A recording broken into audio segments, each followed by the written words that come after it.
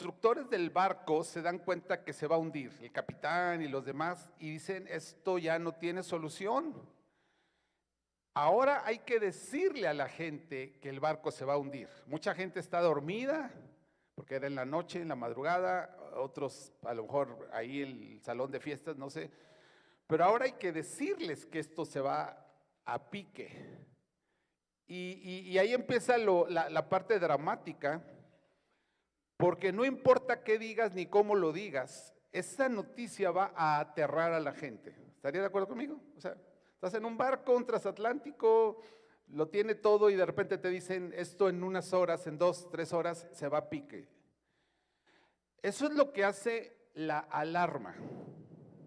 Una alarma te crea preocupación, temor, angustia, malas decisiones. Es muy diferente dar una voz de alarma que dar una voz de alerta. Una voz de alerta es una voz que te anticipa algo que va a suceder, pero que te da los pasos, te dice lo que debes de hacer en vista de lo que viene. Si en el Titanic, en vez de dar la voz de alarma, hubieran dado la voz de alerta, le hubieran dicho a la gente, no corra, no se empuje, por favor, vamos a empezar a acomodarlos en lanchas, hay lanchas, vamos a poder salvar a muchos, y la gente hubiera escuchado y hubieran seguido las instrucciones, entonces la alarma se hubiera convertido en alerta, y más gente de la que se salvó se hubiera salvado. La Biblia tiene mensajes de alerta. Esta serie que empecé hace 3 semanas, que ya me reclamaron algunos que por qué no había predicado, bueno, perdónenme. Ya tomamos la Santa Cena el domingo pasado, ya, pónganse en paz. Pues la empezamos y la vamos a seguir y yo les dije es una serie un poquito larga porque tenemos que estudiar varias cosas. Pero yo quiero desde ahorita, iglesia, que para ti te quede claro que no es una voz de alarma. Que mal manejada esta información, enseñada imprudentemente, sin un buen estudio bíblico, pues nada más aventando versículos de aquí para allá, claro que crea alarma. Entonces la gente dice, no, ¿cómo? Ya se va a acabar el mundo, y ya viene el anticristo, ¿y qué nos va a pasar? Y nos vamos a ir. Entonces empieza un caos por la alarma. Pero la Biblia tiene suficiente información para saber qué son los tiempos finales y para darnos una voz de alerta. ¿Ok? ¿Es claro este disclaimer que me estoy chutando esta mañana? Ok, dile al de junto, no alarmation, alertation. Y tú contéstele, simonation. No pánico, no miedo. Me encantó el último canto que nos dirigieron, aunque una versión parecida, es la versión venezolana, ¿verdad? Porque vive él. Ahí nosotros tratando de cantarla como ellos, ¿no? Y en tono venezolano, ya sabe tú.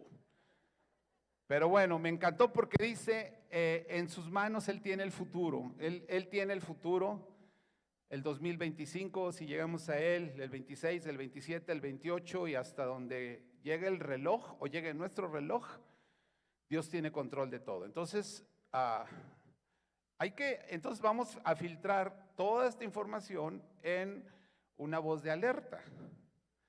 La Biblia, ¿cuántos tienen Biblia de papel todavía? A ver, los verdaderamente santos cristianos y espirituales. Levante su Biblia. Ahora, quiero que más o menos abra su Biblia a la mitad, o sea, como a la mitad de la Biblia. Ábrala como a la mitad. Ya que tenga la mitad de cada lado, tome una mitad y vuelva a dividirla en mitad. Así, ¿me explico? Usted va a tener 3/4 partes de Biblia en un lado y 1/4 parte de Biblia en otro lado, ¿ok? Entonces, en la Biblia hay aproximadamente 31,000 versículos. Y ojo, fíjese en el pedacito que le quedó, esta cuarta parte, más de 8,000 versículos de la Biblia hablan de los tiempos finales. Uno de cada 4 versículos en la Biblia tiene que ver con los tiempos finales. Hay información ahí. Entonces no es un tema, pues ¿para qué hablan de eso? Eso de ponerse escatológico da escalofrío, ¿verdad? No, como que son cosas raras. Una cuarta parte de la Biblia, 8,000 de 31,000 versículos, hablan de los tiempos finales. Ahora, la Biblia está llena de profecías, de cosas que Dios dijo que iban a pasar, y se calcula que en la Biblia hay como 737 profecías. De estas profecías que la Biblia contiene, se cree que ya se cumplieron como 594. Pero todavía hay como más de 140 profecías que no se han cumplido. Y aquí están todavía. Y que se van a cumplir.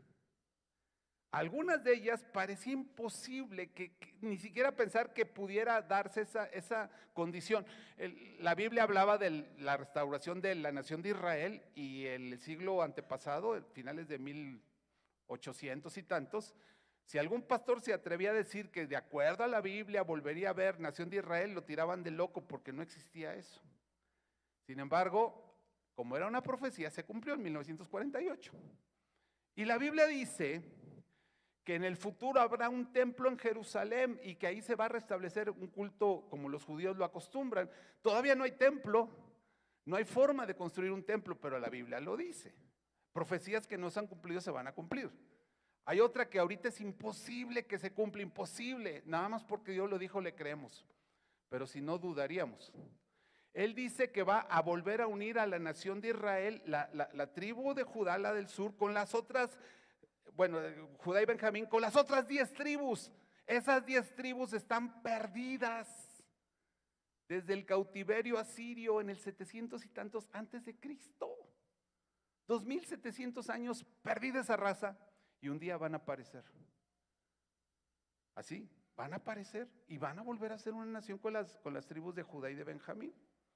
Algunos dicen, no, yo siento que soy judío, porque yo siento, pues sí, de la tribu de Netzahualcóyotl, ¿verdad? La única, pues, de ahí en fuera, pues, pero bueno, pero van a aparecer. Entonces, esas profecías que todavía no se cumplen, están relacionadas ¿con qué? Con los tiempos finales, ¿ok? Así es que vamos a avanzar el día de hoy entendiendo los tiempos finales. Te comparto 3 pensamientos sobre los tiempos finales. El primer pensamiento que te quiero compartir es: ¿qué podemos conocer de los tiempos finales? ¿Qué podemos conocer de esos tiempos? Hay una palabra en griego que es la palabra apocalipsis. ¿Qué significará la palabra apocalipsis? Se dice que es revelación, lo cual es correcto, pero como para entender un poquito más entendible qué sería apocalipsis, Ander, ¿me ayudas? Quiero que corras aquí a la plataforma y que te pongas detrás de esta cortina, pero córrele, así como un joven atlético. Entonces, apocalipsis es revelación, pero si lo dijéramos mucho más sencillo, es tomar un velo y descorrer el velo para que veamos lo que hay detrás del velo. Eso es apocalipsis, gracias. Quiere decir que hay una serie de cosas del futuro que están ahí, que no las podemos ver porque están tras un velo, pero Dios en su sabiduría, en su gracia, en su amor, descorrerá el velo de algunas de esas cosas para que nosotros las podamos conocer, las podamos entender y tengan una influencia en nosotros, o sea, se conecten con nuestra vida. Él va a revelar a través de la palabra acontecimientos futuros. Mire lo que dice, por ejemplo, Isaías 41, versículos 22 y 23. Dios está lanzándole un reto a los dioses falsos y dice: traigan, anúncienos lo que ha de venir. No, déjenme por favor, díganos lo que ha pasado desde el principio y pondremos nuestro corazón en ello. Sepamos también su postrimería y hacednos entender lo que ha de venir. El reto que está diciendo es: a ver, ¿quién es tan salsa que me puede predecir el futuro? Enséñeme. Seguimos con el siguiente versículo, el 23, por favor. Dadnos nuevas de lo que ha de ser después, para que sepamos que ustedes son dioses. O sea, ¿de veras quieren demostrar que tienen poder? pues predigan algo que sí se cumpla. No que cada rato, cada inicio de año, no que el vidente no sé qué y que el brujo no sé qué, y dicen puras cosas que, ay, ¿verdad? Según ellos son profecías, ¿no? Que Bill Gates va a ser más rico. Ah, qué novedad. Que uno que esté bien viejito a lo mejor se muere. Qué novedad, ¿verdad? Que el Cruz Azul va a ser campeón. Eso sí sería raro que sucediera, ¿verdad? Pero predicen y medio le atinan y le fallan y nunca le dan al 100%. Entonces dice, díganos lo que ustedes predicen para que sepamos que son dioses.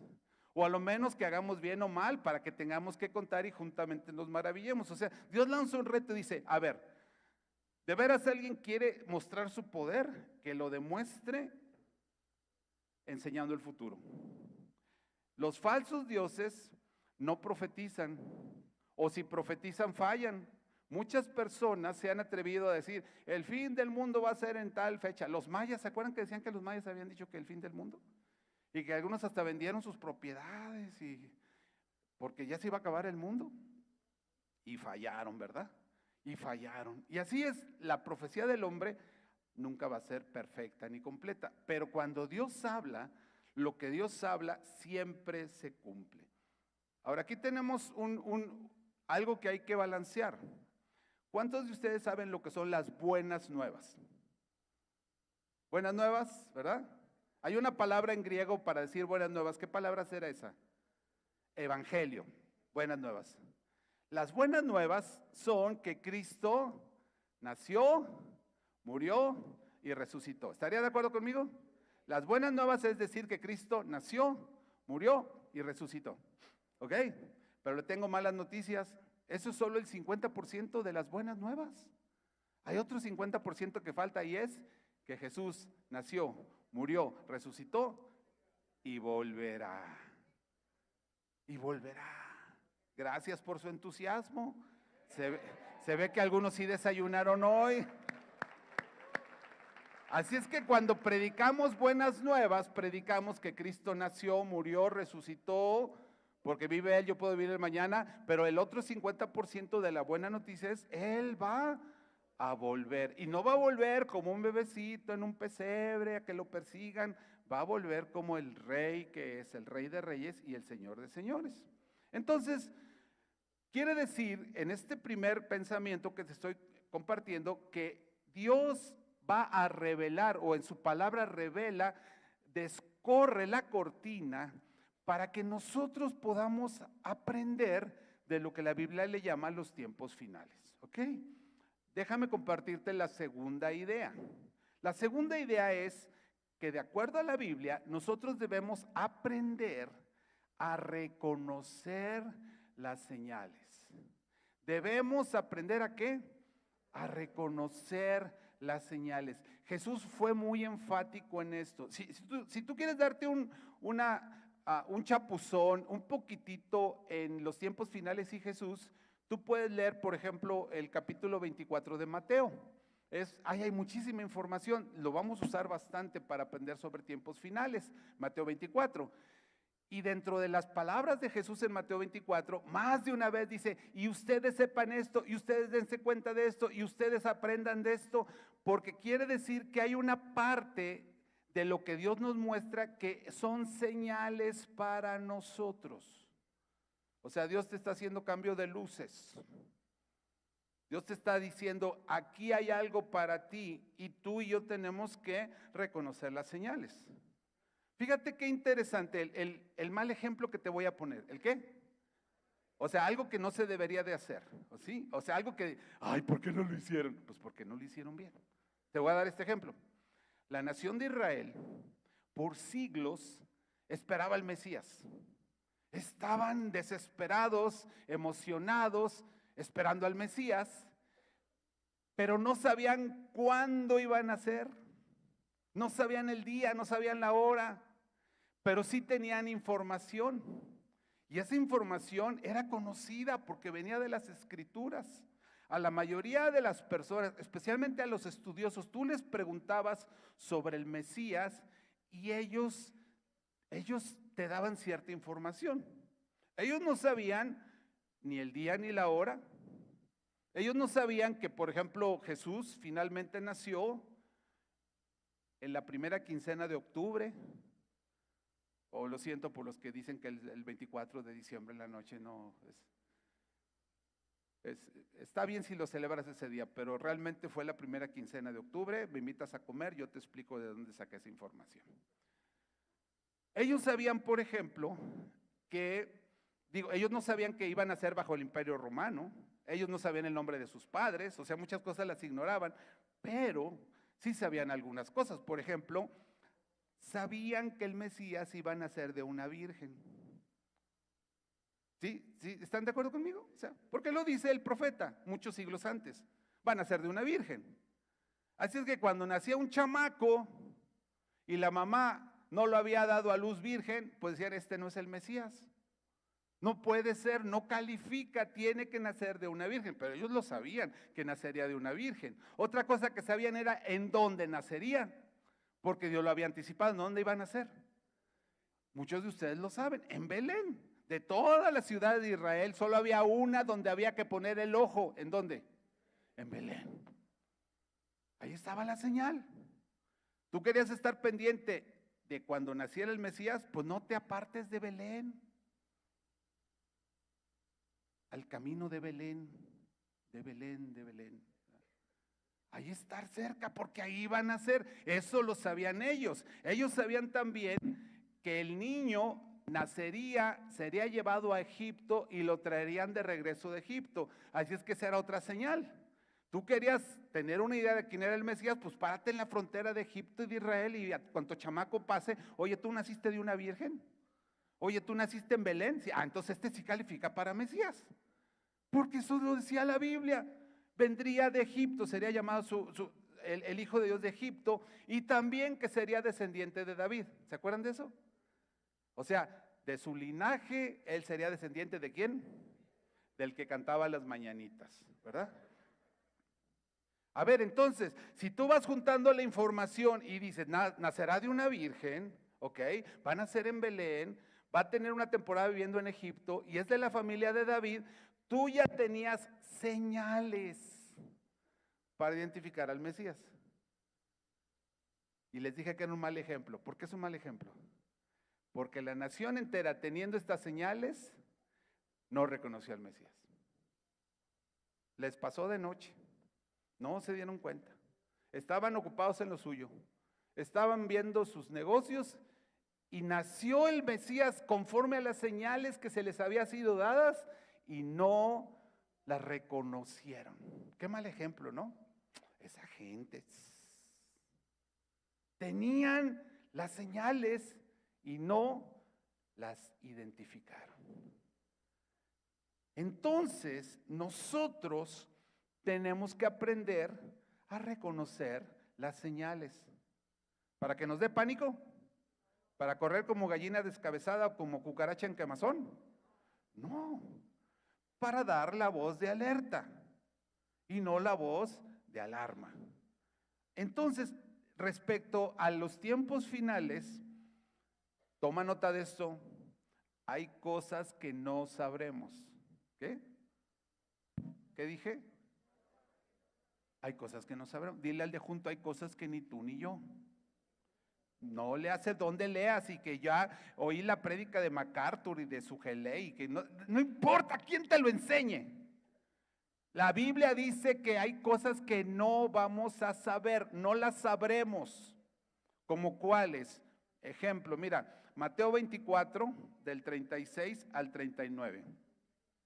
Lo dice claramente la Biblia, lo dice claramente Jesús. Fíjate, dice, pero el día y la hora, ¿quién sabe? Tu esposa sabe porque todo lo sabe. Tu suegra sabe porque tu suegra todo lo sabe, en todo se mete. No. Dice Jesús, el día y la hora nadie la sabe. Dice, ni siquiera los ángeles en el cielo, no sé que a algunos se le chispotee, sino solo mi Padre. Esto significa que ni siquiera el diablo lo sabe. Claro que el diablo está jugando a las vencidas y está tratando de detener los planes de Dios y de abortarlos, pero no sabe los tiempos, tiene que reaccionar. porque solo el Padre lo sabe. Así es que habrá cosas que no sabremos. Cuidado de que alguien, incluyéndome a mí, un día les diga, es que va a venir el Señor en agosto del 2000, no sé qué tanto. Es que ya se me reveló, se me apareció un ángel y me dijo que el tiempo, uy, cuidado, si alguien empieza a decir eso, hermano, huya de esa falsa enseñanza, porque dice Jesús que nadie lo va a saber. Y luego fíjense lo que dice, versículo 37. Mas como en los días de Noé, para que tengan una idea, así será la venida del Hijo del Hombre. Seguimos, por favor. Porque como en los días antes del diluvio estaban comiendo y bebiendo, casándose y dándose en casamiento, hasta el día en que no entró en el arca, y no entendieron, esta palabra es clave, no entendieron hasta que vino el diluvio, se los llevó a todos, así será la venida del Hijo del Hombre. Entonces dice, va a haber algunas cosas que estarán pasando, pero toda esa generación de Noé, pues ellos vieron el arca, pero también veían el cielo. Veían el arca, pero no veían nubes. Veían el arca, pero no veían, el pronóstico no decía que fuera a llover. Así es que no supieron hasta que fue demasiado tarde. ¿Ok? Entonces, digamos que al adentrarnos en la enseñanza de tiempos finales, pues debemos de ser cuidadosos de decir, esto la Biblia es una señal que Dios nos está dando o entra dentro de lo que no sabremos y no lo vamos a investigar porque el Señor mismo dice, esto no le será revelado. ¿Ok? Ahora, así como hay cosas que no sabremos, también hay cosas que sí sabremos. Y aquí es donde dice el Señor, pongan atención en estas cosas. Estas son las señales de alerta o de alarma. Ah, ya me entendieron, ¿verdad? El que diga de alarma, pamba. De alerta. Entonces, hay señales que sí sabremos. Mateo 24 del 32 al 33 dice, de la higuera, aprended la parábola. ¿Aprended sería darse cuenta de algo? Pues sí, ¿no? Ve algo y aprende de eso. Se te dice algo, pues entonces saca tus conclusiones. De la higuera, aprended la palabra. Cuando ya su rama está tierna y brotan las hojas, sabéis que el verano está cerca. O sea, ya se acercó la temporada. Así también ustedes, cuando vean todas estas cosas, ¿cuando vean qué? Las que Jesús nos va a describir, las que Él nos va a explicar. Cuando vean estas cosas, conoced que está cerca a las puertas. A ver, notan aquí una aparente, no contradicción, pero algo un poquitito complementario. Porque por un lado Jesús dice, el día ni la hora, olvídense, no anden preguntando, ni le preguntan a los ángeles porque ellos no saben nada. Dice, pero yo les voy a dar parábolas y les voy a dar ejemplos y cosas van a estar pasando para que cuando vean que eso está pasando, sepan ustedes que las cosas ya están muy cerca a las puertas. Ya está muy cerca. En medicina nos enseñaron, Dorita nos enseñaron las unidades Montevideo. Las unidades Montevideo, y ahí tienes una hija ginecóloga, así es que ni para que no te acuerdes. Las unidades Montevideo son una especie de fórmula que usan los médicos para darse cuenta si el parto ya se hizo inminente. Ustedes saben que al final del parto, al final del embarazo, perdón, hay como ciertas falsas alarmas. De repente ya es el 9º mes, la mamá ya está esperando a ver qué día se desencadena el trabajo de parto, un día siente que se le mueve todo y dice, creo que ya va a ser, y es que se cenó unos tacos de tripa, ¿verdad? Que pues anda dándole vuelta por ahí. Falsa alarma. Otro ratito está esperando y el chamaco da unas patadas, ay, creo que ya viene el bebé. Falsa alarma. Pero llega un momento en que la señora dice, ahora sí ya me está doliendo. Yo creo que ya, porque ya me está doliendo. Y entonces va con el doctor y el doctor dice, a ver, vamos a tomarle la medida en 10 minutos, cuántas contracciones y cuánto le duran. Hace la suma, réstale el número que pensaste, lo convierte en unidades Montevideo. Y si tiene más de 200 unidades Montevideo, dice, señora, usted ya está en trabajo de parto. Si tiene menos de 200 unidades Montevideo, señora, váyase a caminar, váyase a darse un baño y regrese cuando le sigan los dolores. Entonces, hay una señal, los médicos saben de esas señales, y cuando hay más de 200 unidades Montevideo presentes en la señora, señor, usted ya no se vaya, quédese aquí porque ya viene su bebé. Y es lo que Jesús está diciendo. Cuando ustedes vean estas cosas, cuando las cuentas les salgan, cuando lo que yo les dije, como les dije que iba a pasar, suceda, ustedes deben de dar la voz de...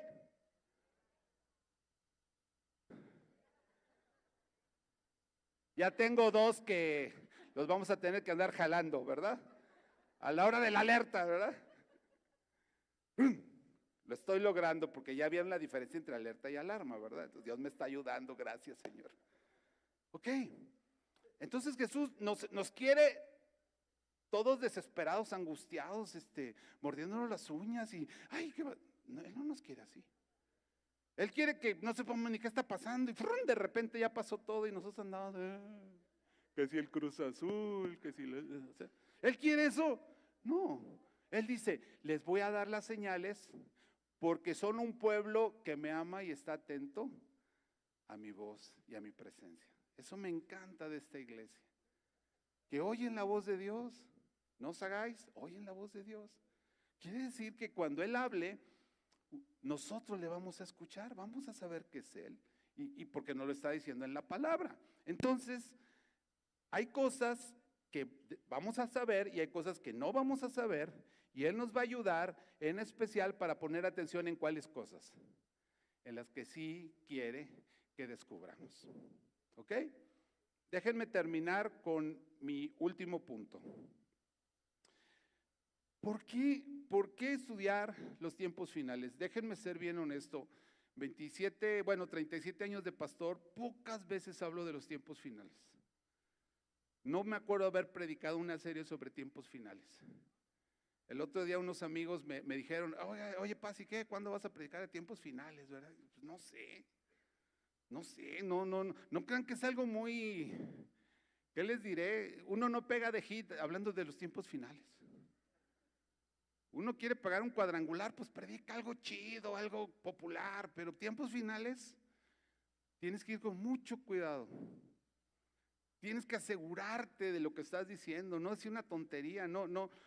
Bueno, en fin, creo que me estoy haciendo una catarsis, estoy sacando mis rollos, pero no lo había hecho y dije, ok, Señor, pero soy responsable de ayudar a la iglesia, de cuidar y ayúdame, ¿verdad?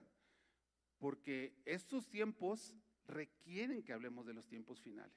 Estos tiempos requieren que hablemos de los tiempos finales. Y con la gracia de Dios vamos a poder guiar este tiempo. Y quiero decirte para cerrar esta mañana que hay bendiciones, hay promesas para quienes están atentos a las señales de los tiempos finales. O sea, hay bendiciones, no es solamente un tema, pues vamos a aprender escatología, ¿verdad? Vamos a aprender escatología. Escatología en sí, escatología es estudio de los eventos finales, de los tiempos, pero también de los eventos. O sea, escatología no es nada más los tiempos finales, ¿cuándo se va a acabar? De todo el final de un proceso sería escatología. En un partido de fútbol el minuto 90 es escatología, o sea, es el final, los tiempos finales. En un proceso biológico, escatología son los productos finales. Y en una iglesia el pastor le anunció a la iglesia, próximo domingo vamos a hacer un estudio de escatología. Y ese día estaba de visita un invitado que era griego. Y él cuando oyó escatología dijo, no, ¿cómo? Nos quieren hacer análisis de popó y de pipí, porque son los productos finales, ¿verdad? Dijo, no, yo no vengo a esta iglesia. ¿Quién sabe qué está haciendo el pastor, verdad? Escatología es simplemente el final de algo, el producto final de algo, a donde termina todo. Ahora, nosotros no estudiamos escatología como para conocer cosas o como para definir una postura. ¿Ustedes de cuáles son? ¿Los que creen que el rapto o el medio rapto o a qué horas, no? A lo mejor algunos de ustedes vieron y hoy no hay tantas personas porque todos nuestros niños y todo el ministerio aquí están allá afuera y los jóvenes se fueron de campamento. Es que tú dijiste, ya fue el medio rapto, ¿verdad? No, todavía estamos aquí los santos, todavía no nos vamos, ¿verdad? Pero ¿es el rapto a qué hora? Entonces, escatología es el estudiar esas cosas, y Dios dice, los que lo estudien, yo les voy a bendecir. Hay personas que dicen, es que a mí eso no me interesa, pastor. A mí hábleme de Jesús. A mí hábleme del amor de Dios. Pues claro que hay que hablar de eso. Pero hay que hablar de todo. ¿Y te acuerdas que una cuarta parte de la Biblia habla de eso que estamos viendo ahorita? Alguien dice, no predique de eso, me da miedo. Me da miedo, pastor, ¿qué tal si dice algo que yo no quiero oír? Mejor me voy a otra iglesia donde hay amor. No, mi amado, no se vaya. No se vaya. Aguante. Alguien dice, oye, pero ¿y si tenemos una postura equivocada? ¿Qué tal que nos dices algo y no es cierto? Bueno, ese es un gran riesgo. Y la verdad es que confiamos en el testimonio del Espíritu, que Él a todos nos dé la misma certeza, ¿no? Y claro, con toda la responsabilidad posible y la seriedad y en fin. Bueno, la Biblia, por ejemplo, Nuevo Testamento, la Biblia tiene más de 8,000 versículos del Nuevo Testamento, ¿ok? Más de 8,000. No le digan esto a Raúl ni a Malena Garzón, no se lo vayan a decir. Pero de los 8,000 versículos del Nuevo Testamento, solo 56 hablan del matrimonio. Menos del 1% del Nuevo Testamento habla del matrimonio. Pero ¿verdad que enseñamos mucho de matrimonio? Digo, está bien. Eso sí se lo pueden decir a Raúl Garzón. Sí enseñamos mucho. Creemos en el matrimonio, hablamos de los matrimonios. Pero es el 1%. Ahora, de esos 8,000, la cuarta parte, 2,000 hablan de los tiempos finales. Es algo importante para Dios. Y Dios dice que hay una gran bendición cuando ponemos atención y vemos las señales para estar preparados. Fíjate cómo bendice Dios al que quiere conocer los tiempos finales, conforme a la palabra de Dios. Apocalipsis, capítulo 1, versículos 1 al 3. Chicos, cantamos la de Porque vive Él en versión la que ustedes quieran. Venezolana. Por cierto, Yamne, es tu cumpleaños hoy, ¿verdad? Wow. Dios te bendiga, Yamnelis.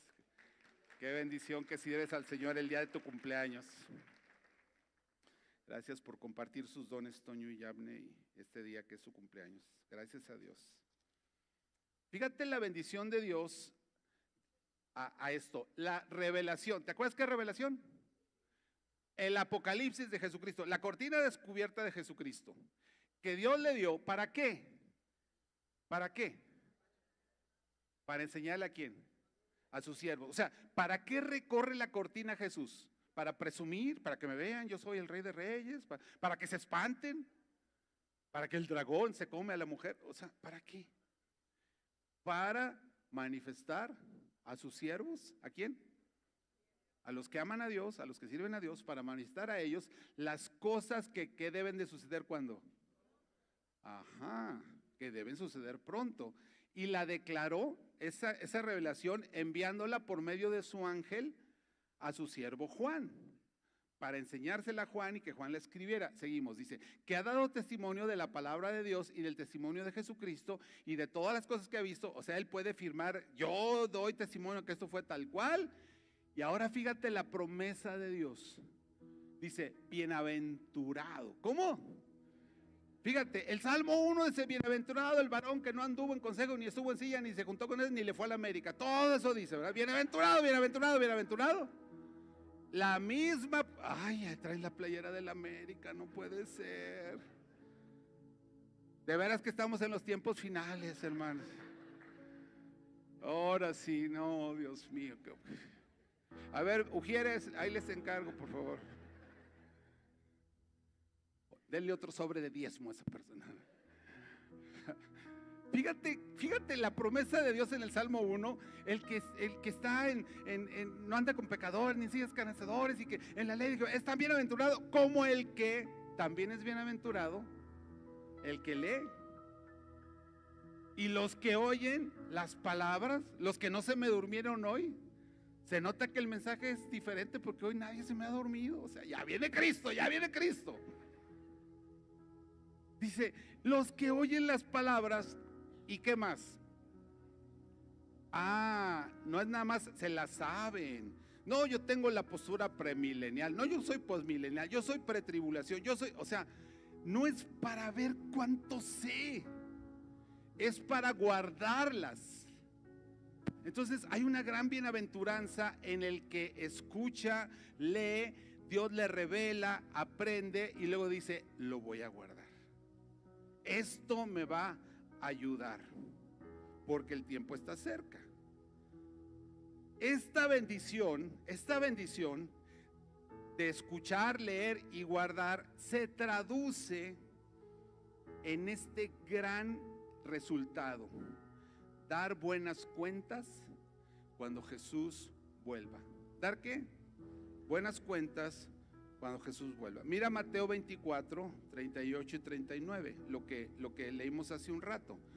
Porque como en los días antes del diluvio estaban comiendo, bebiendo, ocupados en lo suyo, casándose, dándose en casamiento, hasta el día que no entró en el arca, y no entendieron, o sea, no se dieron cuenta hasta que vino el diluvio y se los llevó a todos. O sea, no estuvieron preparados, y cuando llegó el diluvio era demasiado tarde. Uno diría, no, pues échale ganas, ¿verdad?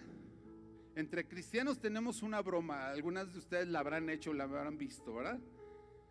De repente, no sé, pasa algo, tiembla o se va la luz, algo así, uno dice, ay, deja ahorita me pongo a cuentas con Dios.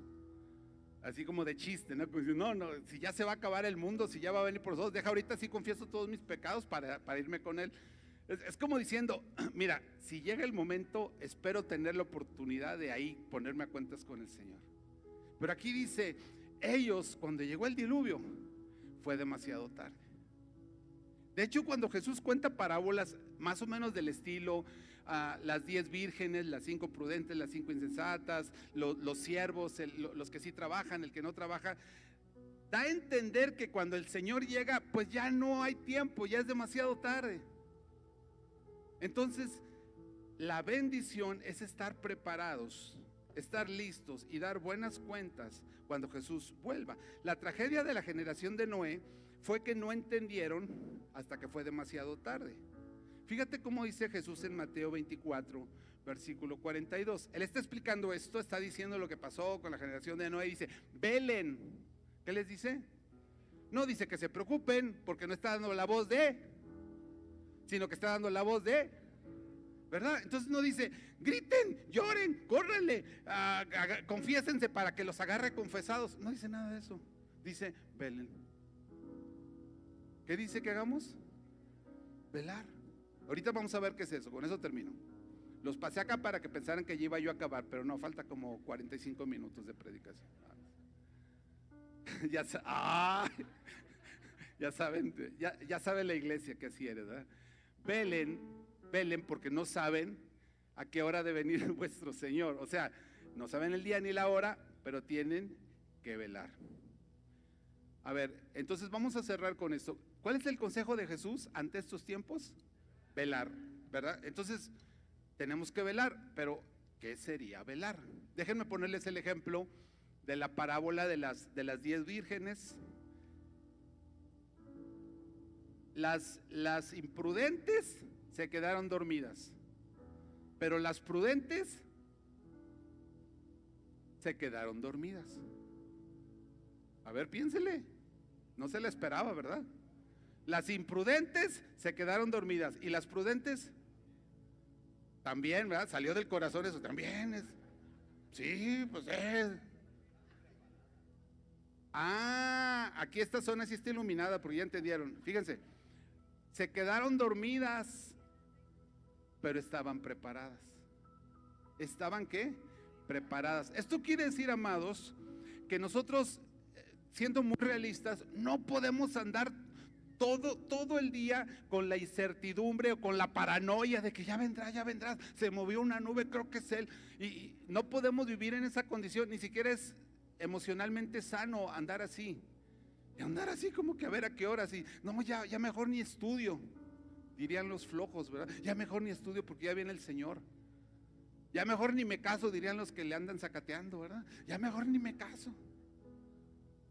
O adelantamos nuestra boda, pues no sea que no lleguemos, ¿verdad? Pero eso no es velar, eso no es velar. Velar es, como dijeron aquí, que aunque me quede dormido, permítanme decirlo así un poquito exagerado, pero aunque no me acuerde que ya viene Cristo, cuando Él llegue, yo esté preparado. Yo esté preparado. ¿Por qué no nos ponemos de pie? Y hace unos días me trajo una convicción Dios en mi corazón, y cuando me habla algo decido memorizar ese versículo donde Dios me habla, y creo que es el último versículo que pude memorizar, que es 1 Juan 2:28. Fíjate qué poderosa es esta palabra. Fíjate cuánto entendimiento hay en él sobre el punto de velar. Dice: y ahora, hijitos, permanezcan en él, o sea, manténganse unidos a él, hablando, orando, conectados, oyendo su voz, sirviéndole, congregándose, todo lo que te mantiene unido a Cristo. Permanezcan en él. ¿Para qué? ¿Para qué? ¿Verdad? ¿Para ser un buen cristiano? ¿Para que te pongan palomita? ¿Para que digan que qué buena onda eres? No, dice, para que cuando se manifieste, cuando llegue, ¿qué? Tengamos ¿qué? Para que cuando lo veamos llegar, estemos atentos o no, estábamos dormidos o no, pero cuando digan, aquí está el Señor, ¿cómo nos vamos a sentir? Confiados, alegres, felices. En cambio, para que en su venida, ¿qué? No nos alejemos de Él. ¿Cómo? Fíjense lo que dice la palabra. Eso está bien fuerte, ¿no? Porque quiere decir que es como, no sé, tú estás esperando a una persona muy importante en tu casa, no sabes cuándo va a llegar, tienes una idea, pero tienes la casa limpia. Está todo acomodado. Lo poquito que se desacomode lo arreglas fácilmente. Entonces tú estás tranquilo porque en cuanto ya llegó, pues ¿qué haces? Pues nomás rápido acomodas ahí y listo, estamos listos. Muy diferente a cómo quedaron las habitaciones de algunos de ustedes hoy en la mañana. Que si ahorita hiciéramos un tour para ir a ver esa habitación, ¿verdad? A lo mejor más de uno se alejaría avergonzado, como dice la palabra. Más de uno diría, no entren aquí, no entren aquí. Es que no tuve tiempo de alzar mi cuarto. Pues no has tenido años de alzar tu cuarto, ¿verdad? Entonces, velar no quiere decir la paranoia, la ansiedad, los nervios, la inseguridad, el temor. Eso no es velar. Velar quiere decir, yo estoy consciente de que Él va a volver pronto, de que hay un encuentro con Él pronto. Yo estoy consciente, por lo tanto yo estoy preparado. Es algo, por ejemplo, que cada mes tratamos de reactivar con la mesa de la comunión. La mesa de la comunión es ponte a cuentas con Dios. Ponte listo con los demás. ¿Para qué? Para que si hay corte de caja no haya mucha deuda. Y no sea, no, pues tú debes hasta 3 vidas completas, ¿no?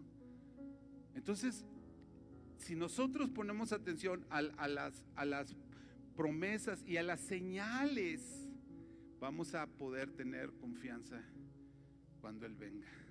Y eso es lo que quiere Dios para nosotros, para esta iglesia.